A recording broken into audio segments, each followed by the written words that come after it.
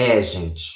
Se eu vim aqui falar que o título de Migration virou Patos, aqui aconteceu uma coisa semelhante, porque o título deste filme coreano, em coreano, é algo como Utopia de Concreto, e aqui virou Sobreviventes. Não só sobreviventes, mas sobreviventes depois do terremoto. Isso é o Brasil, gente. Isso é o Brasil.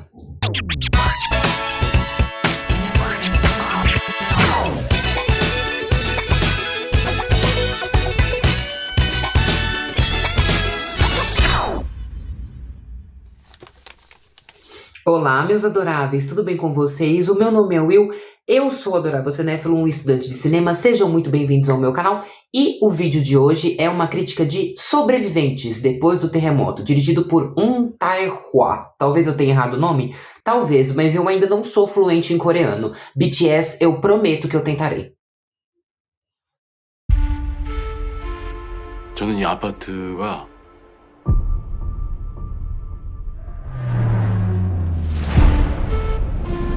선택받았다, 그런 느낌을 받았습니다. 바깥은 좀 어때요? 지옥. Bom, como eu comentei no início do vídeo, né, este filme Sobreviventes depois do terremoto, este título pode sugerir para o espectador que esse é um filme, um típico filme catástrofe, cheio de ação e tragédia e grandiosos efeitos especiais, e não poderia estar mais longe disso. Acho que Utopia de Concreto é um título que mostra melhor para o espectador do que se trata este filme, que é a grande aposta da Coreia do Sul para o Oscar deste ano. É um filme que, assim como grandes outros expoentes do cinema coreano, quer trabalhar numa perspectiva mais filosoficamente rica e um tanto quanto visceral também sobre a natureza humana e o seu instinto de autopreservação. O filme é uma adaptação do webtoon de Kim Seo-non. Nossa, me desculpem, eu devo estar errando todos os nomes, a minha pronúncia de coreano realmente não é boa. Chamado Cheerful Outcast Part 2, Cheerful Neighbor. Nossa, que título gigante. Temos um problema com títulos no vídeo de hoje.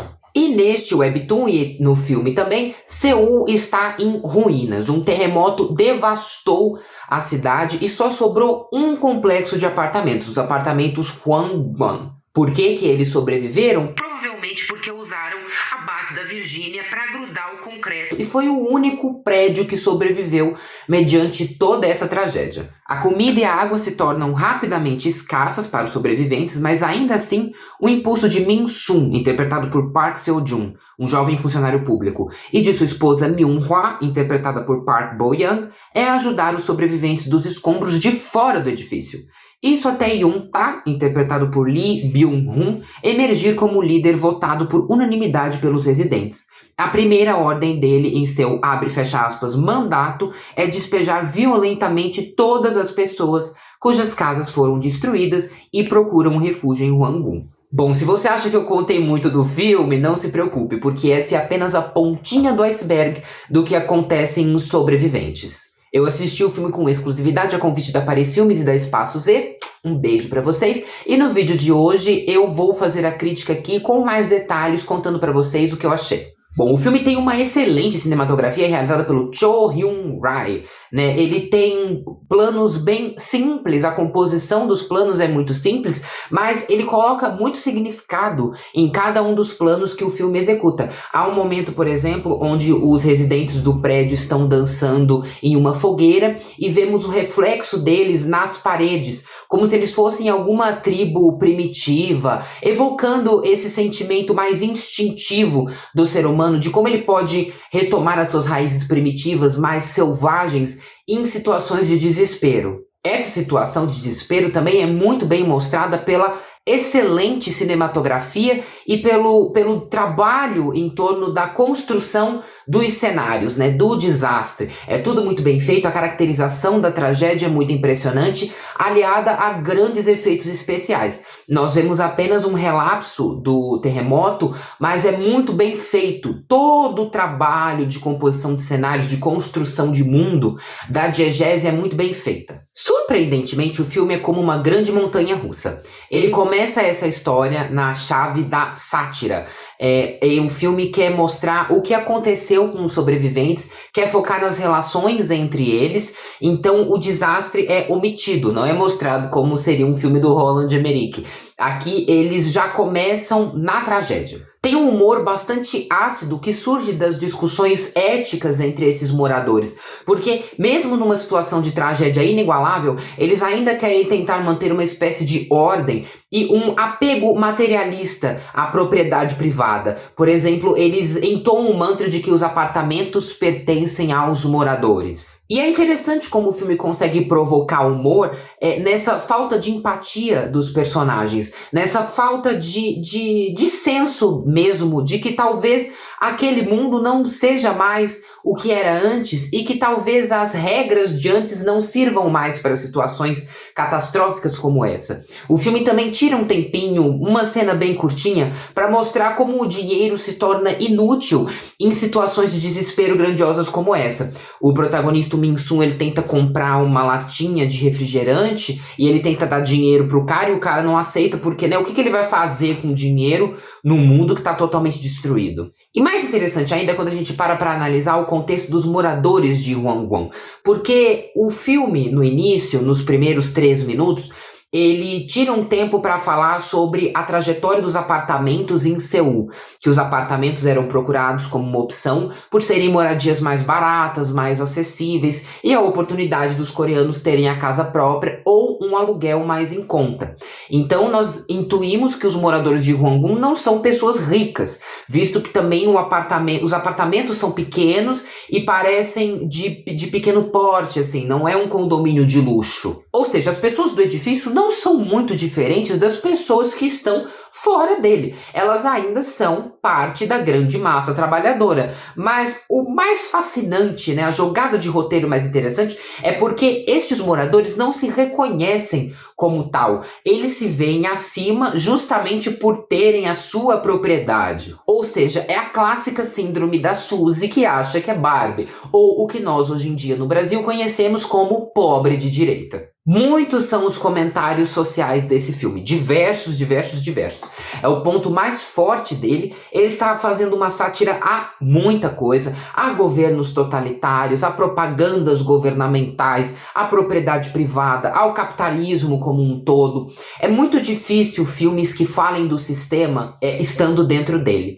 Por exemplo, quando os filmes norte-americanos tentam tecer críticas ao capitalismo, sempre soa aquela coisa meio forçada, meio olha como são os progressistas. Mas o cinema coreano, ele tem essa habilidade justamente porque a Coreia é um ideal, né? Nós assistimos doramas na Netflix e vemos que a Coreia, ela é aquele ideal de população limpa, tem aquela coisa meio da Belle Époque, né? E eles querem omitir o fato de que existe na Coreia uma periferia, de que existe também a pobreza e a miséria.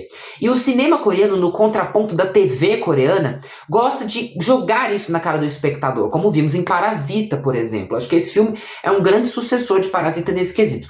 E aqui eles abordam muito bem a questão da sociedade periférica da Coreia. Mas embora o humor e a atuação do filme podem parecer um pouco deslocados em certos momentos, é a atuação do ator que interpreta o Yeon-tak que muda a chave do filme para um suspense desesperador. O Yeon-tak, ele está disposto a usar essa calamidade para se tornar uma entidade influente ali dentro, para se tornar uma figura de poder. Ele está aproveitando uma tragédia para conseguir uma certa autoridade.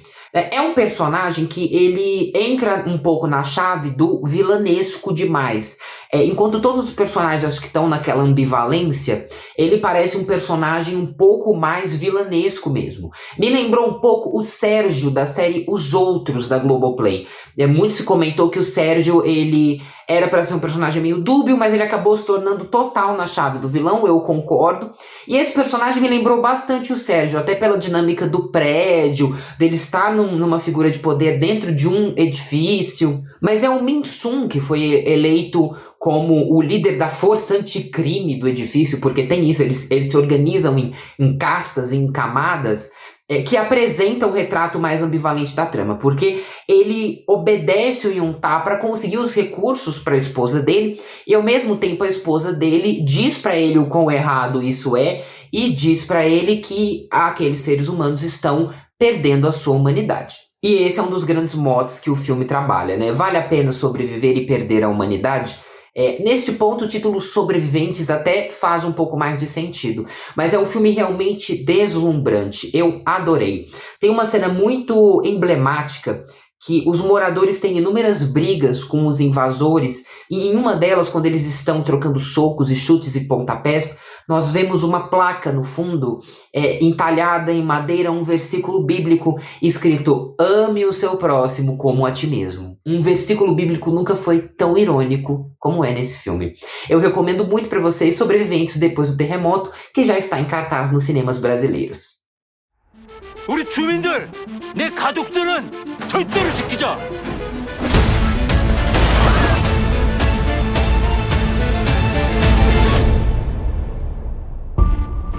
그 아파트. E essa crítica fica por aqui. Se você gostou desse vídeo, não esqueça de comentar aqui, curtir, compartilhar com quem gosta de cinema e se inscrever no canal e ativar o sininho de notificações para não perder nenhuma das outras críticas. E nós nos vemos na próxima. Até lá!